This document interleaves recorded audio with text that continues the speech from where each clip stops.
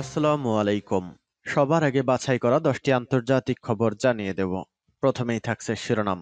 তবে তার আগে অনুরোধ থাকবে ভিডিওটিতে একটি লাইক দিবেন।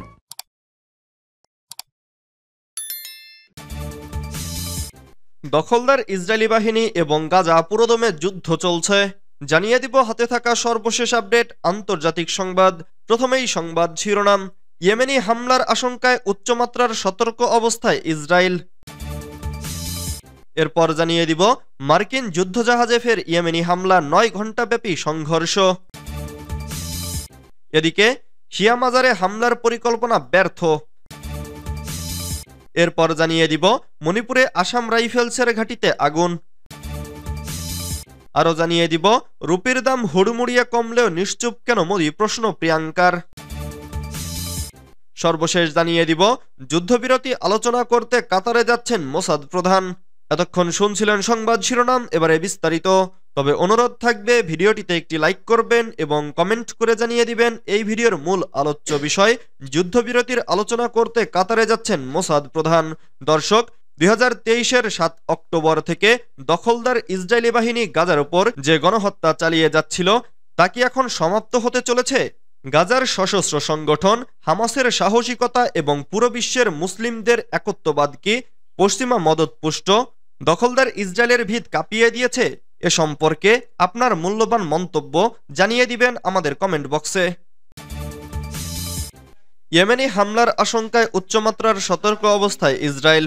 ইয়েমেনের হাউসি আন-নাসরুল্লাহ আন্দোলন ইসরায়েলের নতুন করে হামলা চালাতে পারে এই আশঙ্কায় দেশটির সরকার উচ্চমাত্রার সতর্ক অবস্থায় রয়েছে বলে খবর পাওয়া গেছে।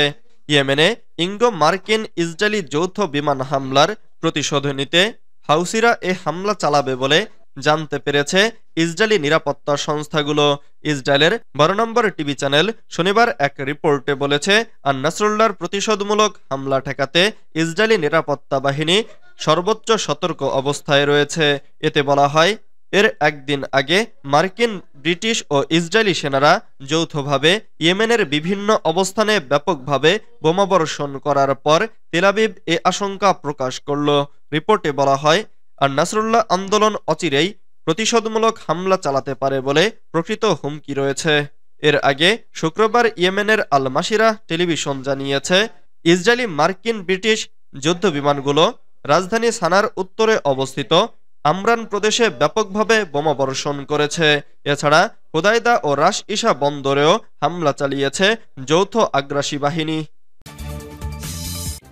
মার্কিন যুদ্ধজাহাজে ফের ইয়েমেনি হামলা, 9 ঘণ্টাব্যাপী সংঘর্ষ।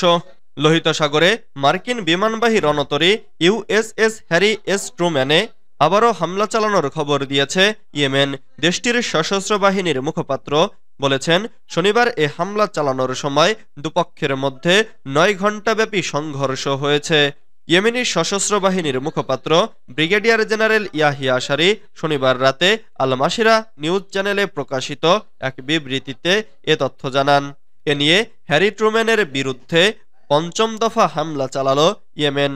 জেনারেল সারি বলেন, মার্কিন বিমানবাহী রণতরীতে ক্রুজ ক্ষেপণাস্ত্র ও ড্রোন দিয়ে আঘাত হানা হয়। অভিযানটি সফল হয়েছে দাবি করে ইয়েমেনের এই সেনা কর্মকর্তা বলেন, হামলার পর মার্কিন যুদ্ধজাহাজটি তার অবস্থান থেকে পিছু হটে উত্তর দিকে লোহিত সাগরের শেষ প্রান্তে চলে গেছে। জেনারেল সারি এ সময় হুঁশিয়ারি দিয়ে বলেন, দখলদার ইসরায়েল ও তার পৃষ্ঠপোষকরা যতদিন গাজা উপত্যকায় গণহত্যা বন্ধ না করবে এবং এই উপত্যকার ওপর থেকে অবরোধ প্রত্যাহার না করবে ততদিন ইয়েমেনি সশস্ত্র বাহিনীর অভিযান চলবে। শিয়া মাজারে হামলার পরিকল্পনা ব্যর্থ। শিয়া মাজারে ইসলামিক স্টেটের আক্রমণের পরিকল্পনা ব্যর্থ করে দিয়েছে সিরিয়ার বর্তমান সরকার। সিরিয়ার রাষ্ট্রীয় বার্তা সংস্থা শনিবার জানায়, বর্তমান সরকারের গোয়েন্দা কর্মকর্তারা দামেস্কের সায়েদা জাইনাব উপশহরে শিয়াদের একটি মাজারে আইএসের বোমা বিস্ফোরণের পরিকল্পনা নস্যাৎ করে দিয়েছে। রাষ্ট্রীয় বার্তা সংস্থা সানা জেনারেল ইন্টেলিজেন্স সার্ভিসের এক কর্মকর্তার সূত্রে জানায়, আইএস সেলের যেসব সদস্য বোমা বিস্ফোরণের পরিকল্পনা করেছিল তাদের গ্রেফতার করা হয়েছে। কর্মকর্তাটিকে উদ্ধৃত করে তারা আরও বলে, সিরিয়ার জনগণকে লক্ষ্যবস্তু করার জন্য যে কোনো মতাদর্শের সকল প্রচেষ্টা মোকাবেলায় গোয়েন্দা সংস্থা তার সর্বাত্মক শক্তি প্রয়োগ করছে।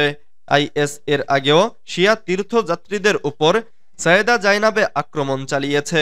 ২০২৩ সালে শিয়াদের পবিত্র দিন আশুরার ঠিক আগের দিন সায়েদা জাইনাবে মোটরসাইকেলে রাখা একটি বিস্ফোরক ফেটে পড়লে অন্তত ৬ জন নিহত হন। এ হামলায় অনেকেই আহত হন। মণিপুরে আসাম রাইফেলসের ঘাঁটিতে আগুন।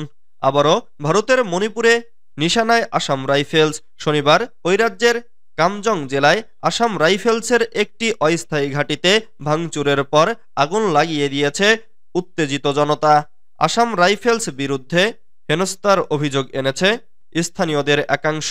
স্থানীয় সূত্রে জানা গেছে, শনিবার হংবেং এলাকার নাগা জনগোষ্ঠী অধ্যুষিত এলাকায় বাড়ি তৈরির জন্য কাঠ কেটে নিয়ে যাচ্ছিল কয়েকজন লোক।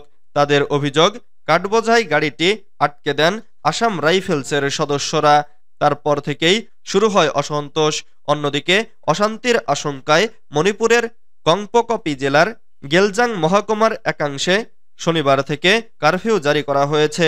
জেলা প্রশাসনের তরফে জানানো হয়েছে, পরবর্তী নির্দেশনা না দেয়া পর্যন্ত কারফিউ বহাল থাকবে।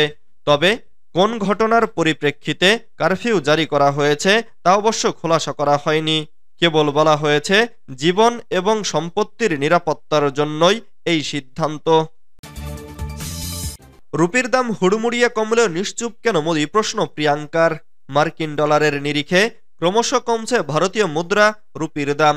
বস্তুত দাম কমার ক্ষেত্রে নতুন রেকর্ড তৈরি হয়েছে।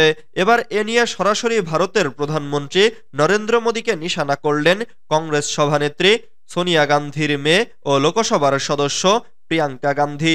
তার বক্তব্য, ইউপিএ জামানায় তো মুদ্রার দামে পতন নিয়ে অনেক কথা বলতেন মোদী, এখন তিনি কেন এ নিয়ে কোনো উচ্চবাচ্য করছেন না।